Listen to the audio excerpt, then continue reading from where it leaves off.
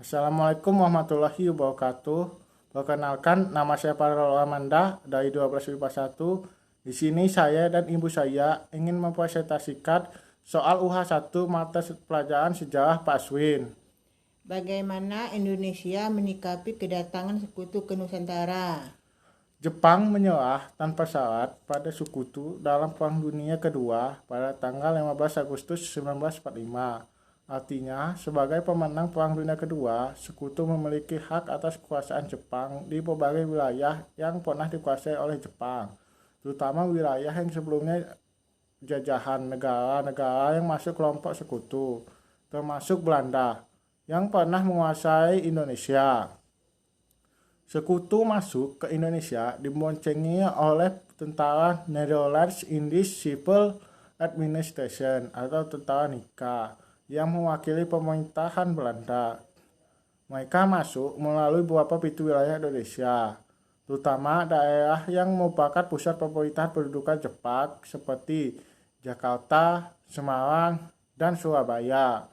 Belanda merasa bisa kembali berkuasa atas Indonesia seperti sebelum direbut Jepang, yang mana artinya Belanda ingin menjajah kembali Indonesia. Faktanya, rakyat Indonesia telah menyatakan proklamasi kemerdekaan Negara Republik Indonesia pada tanggal 17 Agustus 1945.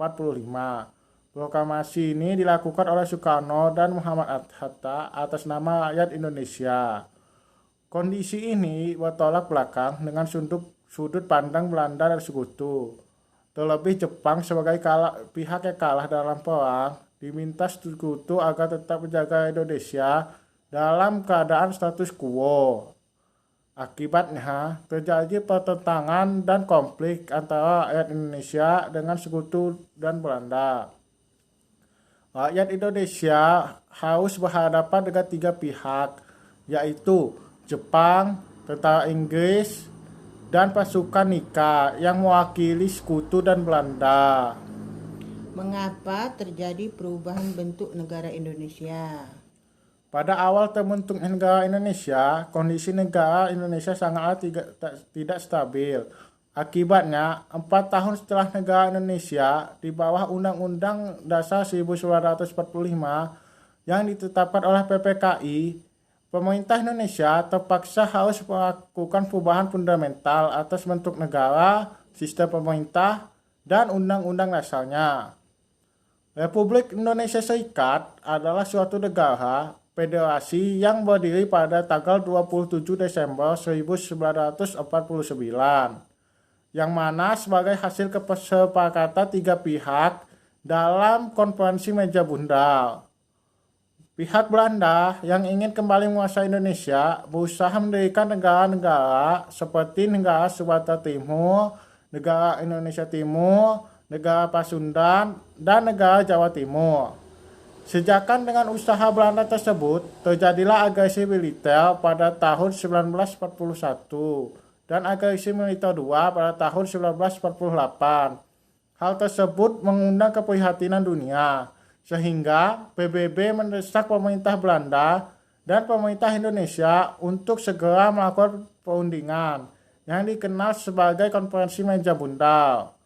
Dalam konferensi meja bundar dihasilkan 3 buah persetujuan pokok, yaitu mendirikan negara Republik Indonesia Serikat, penyerahan kedaulatan kepada Republik Indonesia Serikat, dan didirikannya Uni Persatuan antara Republik Indonesia Serikat dan Kerajaan Belanda.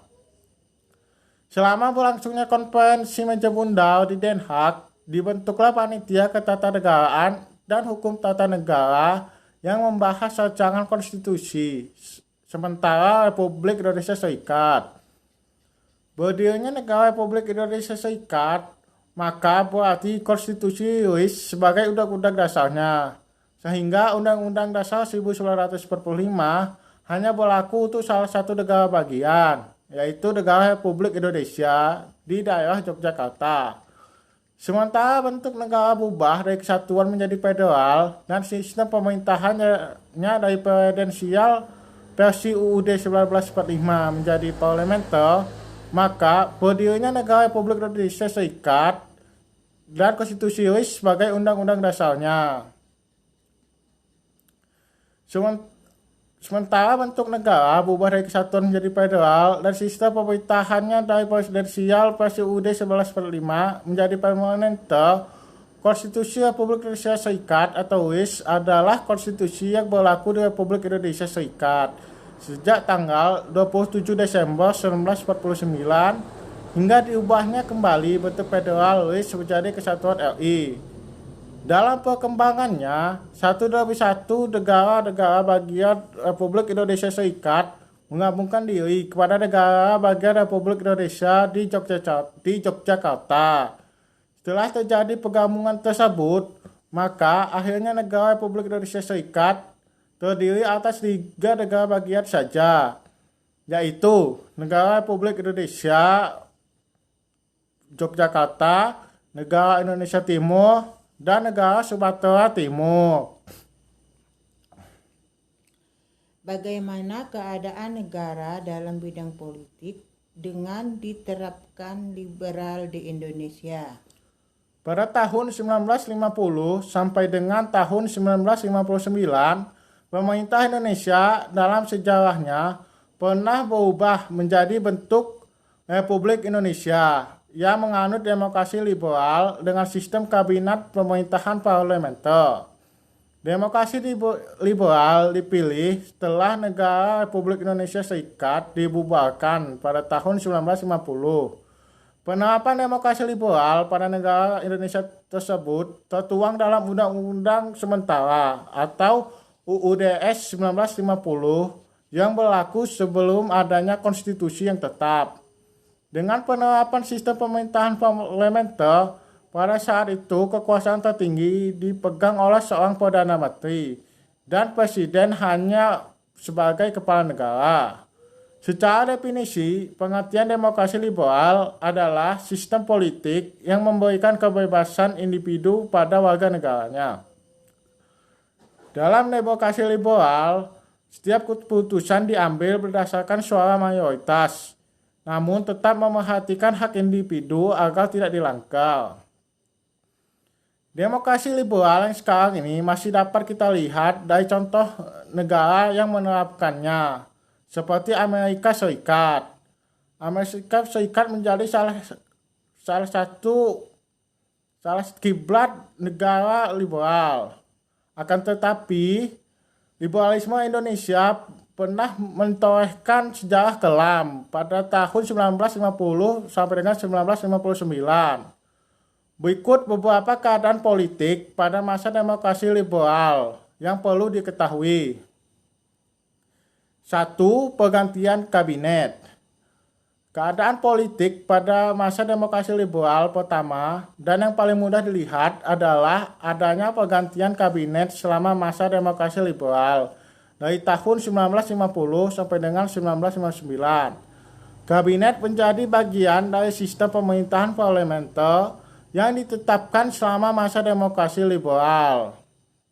Pada demokrasi liberal ada 7 kabinet yang pernah terbentuk, di antaranya yaitu Kabinet Natsir, Kabinet Sukiman, Kabinet Wilopo, Kabinet Ali Sastrowijoyo, Kabinet Burhanuddin, Harahap, Kabinet Sastro Ali Wijoyo II, dan Kabinet Juanda. Sering bergantinya kabinet tersebut menjadikan strategi pemerintahan dan tujuan demokrasi liberal tidak berjalan dengan baik, karena tiap kabinet memiliki pemikiran dan tujuan tersendiri. 2. Sistem multipartai. Pada masa pemerintahan demokrasi liberal, ada kebebasan individu menjadikan salah satu dasar munculnya banyak partai yang sebenarnya adalah warisan dari penerapan partai pada tahun sebelumnya.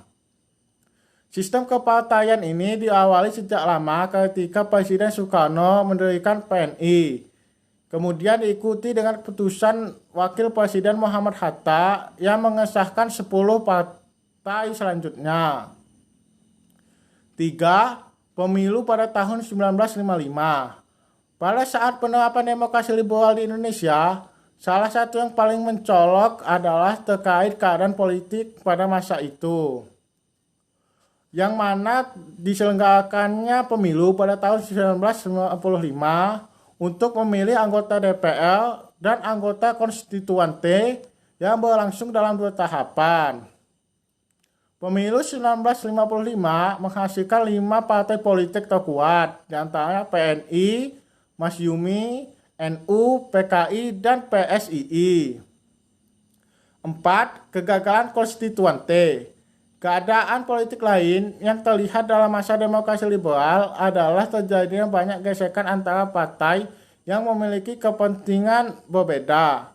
Kondisi gesekan antar partai tersebut menjadi salah satu alasan kegagalan konstituante dalam tugasnya. Konstituante yang ditugasi untuk merumuskan undang-undang dasar baru tidak mampu menjalankan tugasnya. Bukan karena gesekan antar partai yang menimbulkan banyak perselisihan saja, namun juga karena adanya desakan yang kuat untuk kembali pada Undang-Undang Dasar 1945.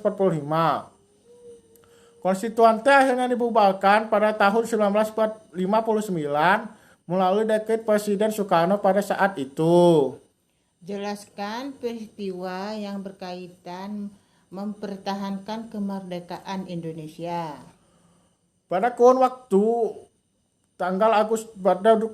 bulan Agustus 1945 hingga Desember 1947 menjadi masa-masa yang paling berat bagi para pejuang dalam mempertahankan kemerdekaan. Setelah diproklamasikannya kemerdekaan, pihak Belanda bersama sekutunya dan Jepang masih berusaha mengambil alih kekuasaan. Pertempuran pun pecah di berbagai daerah. Strategi gerilya dan diplomasi ditempuh agar membuat Belanda mengakui kedaulatan Indonesia. Beberapa peristiwa tersebut antara lain: 1. Peristiwa 10 November di Surabaya. Pertempuran yang terjadi di Surabaya pada 10 November 1945 adalah pertempuran pertama setelah proklamasi. Saat Jepang sudah menyatakan kalah dan dilucuti senjatanya, tentara sekutu yang dalam hal ini Inggris datang ke Surabaya. Mereka memiliki tujuan untuk mengembalikan Indonesia kembali kepada pangkuan Belanda. Hal tersebut tentu ditolak oleh para pejuang di Surabaya. Indonesia adalah sebuah negara yang merdeka dan tidak perlu kembali ke tangan Belanda yang menjajah selama ratusan tahun. Pada tanggal 31 Agustus 1945, muncul maklumat pemerintah untuk mengibarkan bendera merah putih di seluruh wilayah Indonesia. Namun terjadi insiden di Hotel Yamato, yang mana sekelompok orang Belanda justru mengibarkan bendera Belanda. Akhirnya terjadilah perobekan bendera merah putih biru milik Belanda. Dari sanalah mulai muncul gerakan-gerakan separatis yang dilakukan oleh pejuang Indonesia. Bahkan seorang Brigadir Jenderal Inggris Malabi tewas di tangan pejuang. Mengetahui hal tersebut, Inggris marah dan akhirnya menyatakan perang melawan para separatis. Mereka mengerahkan 30.000 pasukan infanteri tepat pada tanggal 10 November 1945. Pasukan Inggris menganggap Surabaya akan takluk dalam 3 hari saja. Namun nyatanya perjuangan justru semakin berat. Pertempuran ini berjalan dengan baik karena pihak Indonesia sudah bisa melakukan koordinasi. Inggris kesusahan hingga mereka perlahan-lahan mundur. Perjuangan para pejuang Surabaya memakan korban hingga 16.000 korban jiwa. Namun semangat yang ditunjukkan membuat seluruh daerah di Indonesia mulai bergejolak. Semua rakyat mulai melawan untuk mendapat kemerdekaannya kembali. 2. Bandung Lautan Api. Peristiwa Bandung Lautan Api tidak bisa dilepaskan begitu saja dari sejarah Indonesia. Karena insiden pembakaran seluruh isi kota Bandung adalah bukti perjuangan rakyat untuk mempertahankan kemerdekaan. Mereka rela membakar rumah yang jadi tempat tinggal agar tidak dijadikan markas oleh tentara Nika dan tentara Inggris. Setidaknya sekitar 200.000 warga Bandung membakar rumahnya hingga habis tak bersisa. Pembakaran ini dilakukan karena jumlah tentara Indonesia tak sebanding dengan tentara sekutu. Terlebih, masalah persenjataan juga sangat minim. Akhirnya, para pejuang membuat Bandung menjadi lautan api dan melakukan misi gerilya. Jelaskan tentang Insinyur Soekarno dalam peranan sebagai tokoh nasional Indonesia. Insinyur Soekarno adalah salah satu tokoh bangsa yang sangat aktif dalam memperjuangkan kemerdekaan bagi bangsa Indonesia. Perjuangannya dimulai sangat awal ketika ia mulai mendirikan Al-Jimini Study Club, di mana bibit-bibit anak muda Indonesia lahir di sana. Al-Jimini Study Club adalah cikal bakal dari Partai PNI yang bergerak menyebarkan ideologi kemerdekaan sehingga dianggap oleh pihak Belanda sangat berbahaya. Hasilnya, Soekarno berkali-kali diasingkan untuk melumpuhkan gerakannya. Pada masa pendudukan Jepang, Soekarno dan tokoh bangsa lainnya lebih dirangkul, meski tidak diberikan kebebasan sepenuhnya. Bahkan Jepang menjanjikan kemerdekaan bagi Indonesia dan membentuk BPUPKI dan PPKI, di mana Soekarno dan tokoh bangsa lainnya aktif merumuskan serta menggagas hal-hal yang berkaitan dengan kemerdekaan Indonesia. Sebagai pendiri Al-Jimini Study Club yang menjadi cikal bakal Partai Nasional Indonesia, Soekarno banyak mengajarkan pemikiran mengenai kemerdekaan. Selain itu, ia berjasa sebagai penggagas dasar negara, yakni Pancasila, pada sidang BPUPKI. Lalu sebagai ketua panitia 9 yang menghasilkan Piagam Jakarta yang selanjutnya ditetapkan menjadi pembukaan Undang-Undang Dasar. Selain itu, ia juga menjadi tokoh yang merumuskan teks proklamasi. Dan ia juga adalah ketua PPKI yang mengesahkan Undang-Undang Dasar. Demikianlah yang dapat saya sampaikan. Apabila ada salah-salah kata, saya mohon maaf. Sekian dari saya akhiri. Wassalamualaikum warahmatullahi wabarakatuh.